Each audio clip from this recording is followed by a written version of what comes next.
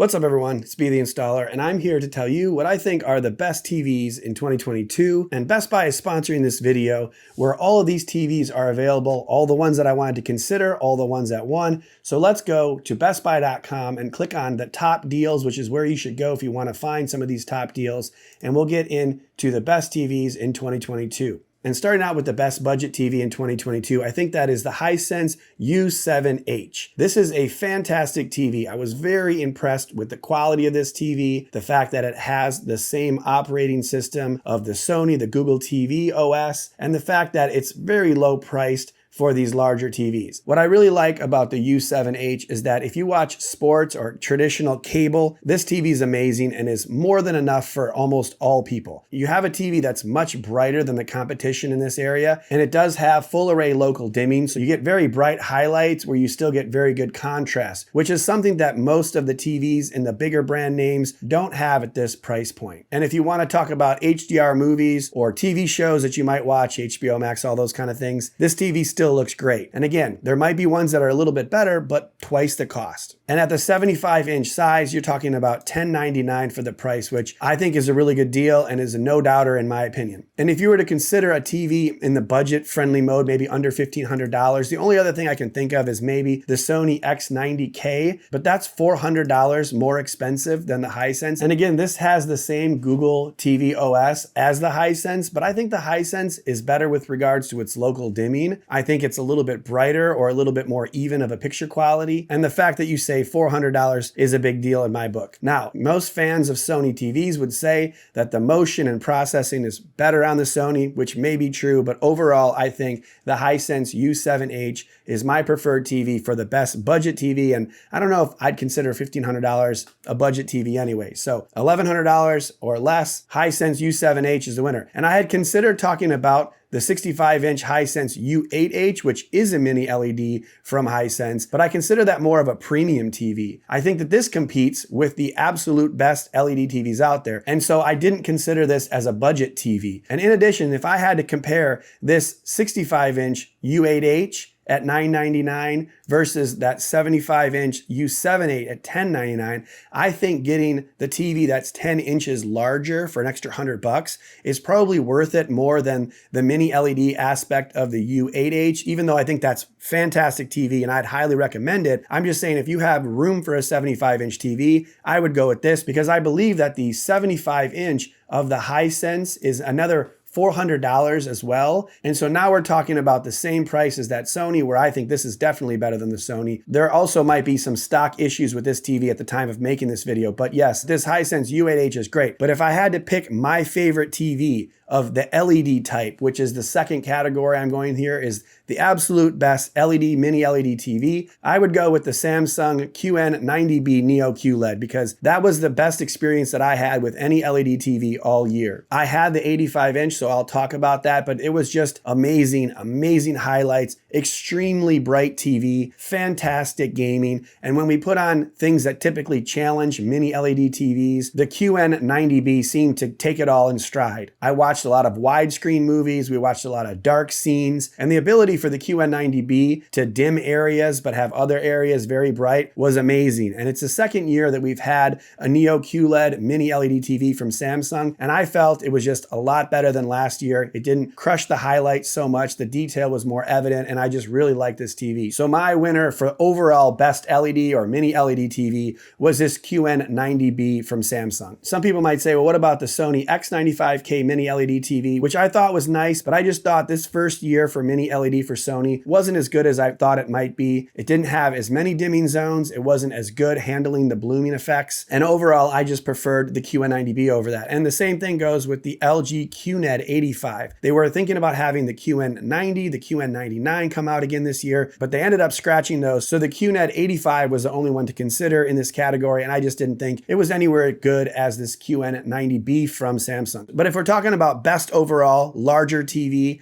I'd have to go with the LG G2. And this is available in the 77, the 83 inch, and even the 97 inch. When I was at the Value Electronics Shootout watching all these different TVs, I thought the LG G2 was an amazing TV. And now I've seen it in an installation video we did. I've also seen the 97 inch version of it, and it is really nice. It's the best traditional OLED TV that I've ever seen. It's much brighter than the Sony A90J Master Series OLED, though I really like that TV, but just the cool design that you get, the individual pixel level control of an OLED TV, the gaming specs that this G2 has, and the overall quality when it upscaling and motion and all of the different features that you might want from a TV. And if you compare the LG G2 to the Samsung QN90B that I just talked about, people might say that that's a very close call on which one of those is better. But the reason that I like the G2 better is because it's an OLED and I'm a little bit partial to the OLED TVs. I just think that the performance that OLED TVs in general and this G2 specifically give you in the different categories, whether it's HDR performance or SDR performance, upscaling, motion, all of these different features, I think outweighs the QN90B, which definitely is brighter and gives you that wow factor when you're watching sports and some movies that are brighter. But the QN90B just doesn't give you as much as the LG G2. So for that reason, the LG G2 is my best larger TV. You also can consider the C2 as well, because again, it's a little bit less expensive in some of the smaller sizes. And I believe that you can get the 65 inch in the LG C2 for only $16.99, which is an incredible price because the G2 is $300 more and it gives you that on-wall experience, whereas the C2 is something that looks better on the stand and the G2 doesn't come with the stand. So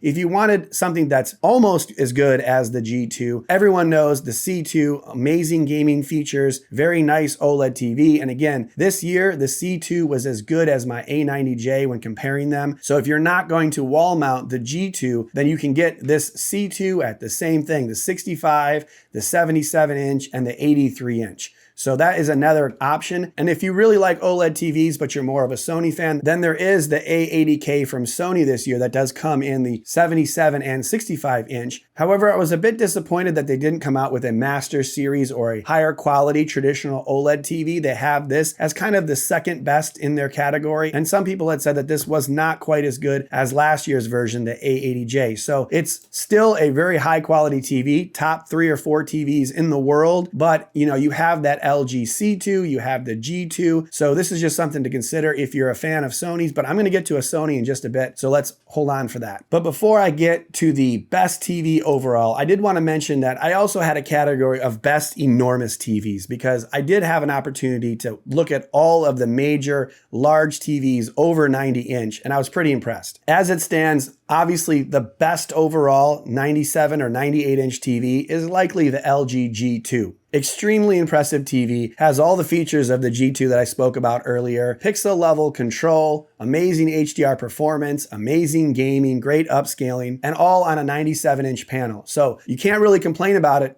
except for the price. And because it's $23,000, I had to look at another TV that was pretty impressive, and that's the TCL QLED, the 98 inch R754. And I think that this is gotta be the best opportunity for most people to get a 98 inch TV. I was, and I'm still very impressed with this TCL 98 inch TV. I didn't expect it to be as bright as it is in SDR watching regular cable and sports. I didn't expect it to perform in HDR as good as it does with regards to its backlight control. It actually looks quite good, even if you're watching widescreen movies, even if there's subtitles. It's a very good TV. Is it as good as the LG G2? Probably not. However, it's 1/3 of the price. And if you look at all the different TVs in this category, you have a Samsung that's a $15,000 TV, a Sony that's a $15,000 TV, and you have an LG 23,000. So for $8,500, this TCL is my pick for the best 98 inch TV. Because of the price point, it's a little bit more digestible for the average person, and I think it's well worth it. And I did make a video comparing the LG G2 at 97 inch to this TCL 98 inch, so check that out. And some people commented in that video that I should consider an ultra short throw projector that can get you a screen up to 120 inch,